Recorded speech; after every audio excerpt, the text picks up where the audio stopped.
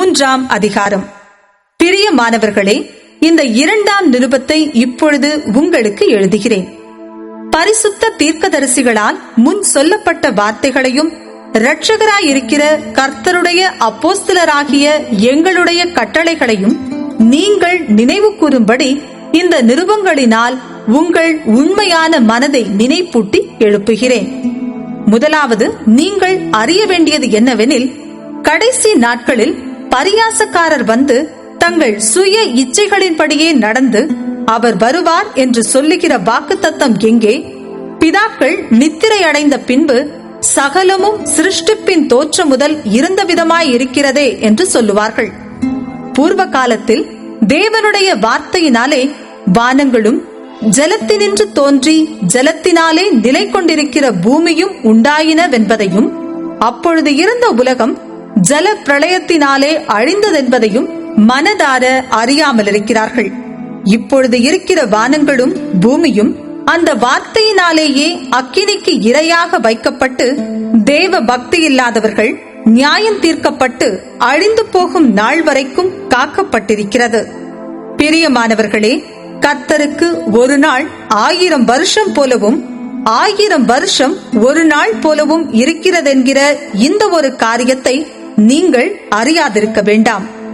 தாமதிக்கிறார் என்று சிலர் எண்ணுகிறபடி கர்த்தர் தமது வாக்குத்தத்தத்தை குறித்து தாமதமாயிராமல், ஒருவரும் கெட்டு போகாமல் எல்லாரும் மனம் திரும்ப வேண்டும் என்று விரும்பி நம்மேல் நீடிய பொறுமையுள்ளவராயிருக்கிறார். கர்த்தருடைய நாள் இரவிலே திருடன் வருகிற விதமாய் வரும்.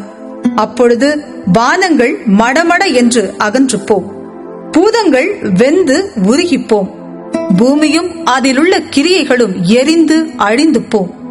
இப்படி இவைகளெல்லாம் அழிந்து போகிறதாயிருக்கிறபடியால் நீங்கள் எப்படிப்பட்ட பரிசுத்த நடக்கையும் தேவ பக்தியும் உள்ளவர்களாயிருக்க வேண்டும். தேவனுடைய நாள் சீக்கிரமாய் வரும்படிக்கு மிகுந்த ஆவலோடே காத்திருங்கள்.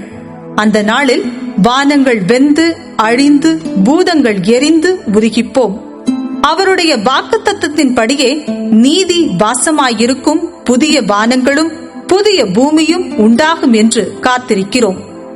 ஆகையால் பிரியமானவர்களே, இவைகள் வர காத்திருக்கிற நீங்கள் கரையற்றவர்களும் பிழையில்லாதவர்களுமாய் சமாதானத்தோடே அவர் சன்னதியில் காணப்படும்படி ஜாக்கிரதையாயிருங்கள். மேலும் நம்முடைய கர்த்தரின் நீடிய பொறுமையை இரட்சிப்பென்று எண்ணுங்கள். நமக்கு பிரியமான சகோதரனாகிய பவுலும் தனக்கு அருளப்பட்ட ஞானத்தினாலே இப்படியே உங்களுக்கு எழுதியிருக்கிறான். எல்லா நிருபங்களிலும் இவைகளை குறித்து பேசியிருக்கிறான்.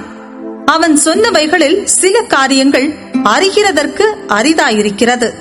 கல்லாதவர்களும் உறுதி இல்லாதவர்களும் மற்ற வேத வாக்கியங்களை புரட்டுகிறது போல தங்களுக்கு கேடுவரத்தக்கதாக இவைகளையும் புரட்டுகிறார்கள்.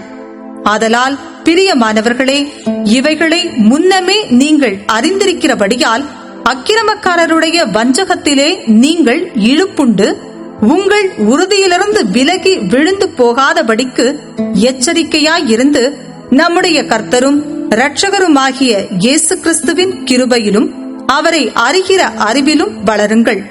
அவருக்கு இப்பொழுதும் என்றென்றைக்கும் மகிமை உண்டாவதாக. ஆமென்.